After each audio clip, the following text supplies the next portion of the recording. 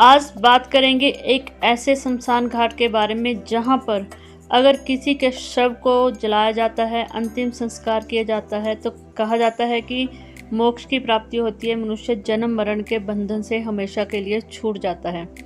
आप सबका स्वागत है आपके अपने ही चैनल मोरल शक्ति में। आज बात करते हैं हरिश्चंद्र घाट के बारे में।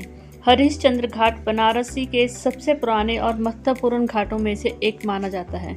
यूँ तो काशी में बहुत सारे घाट हैं, लेकिन दो घाट मुख्य रूप से पाए जाते हैं, एक हरिश्चंद्र घाट और दूसरा मणिकर्णिका घाट। यह दो घाट अपनी महान कथाओं के कारण बहुत ही प्रचलित हैं और महान माने जाते हैं, सबसे महत्वपूर्ण माने जाते हैं।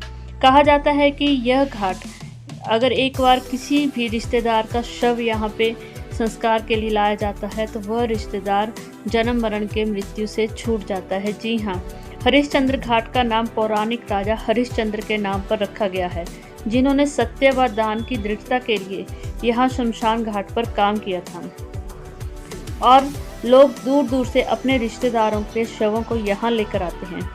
इस घाट पर राजा हरिश्चंद्र, माता तारामती का बहुत ही पुराना मंदिर है और उनके साथ ही एक शिव मंदिर भी है। आधुनिकता के समय में देखते हुए यहाँ पर एक विद्युत शवदाह भी बनाया गया है, लेकिन विद्युत शवदाह का प्रयोग बहुत ही कम किया जाता है। मनुष्य के शव को बाहर ही संस्कार किए जाते हैं। प्राकृतिक रूप से वहाँ पर लकड़ियों की भी कोई कमी नहीं है, इसलिए संस्कार ऐसे ही किए जाते हैं। कहा जाता है हरिश्चंद्र घाट के बारे में एक पुरानी कथा प्रचलित है। एक समय राजा हरिश्चंद्र ने अपने बेटे का संस्कार करने के लिए अपनी पत्नी से एक कपड़ा दान में लिया था।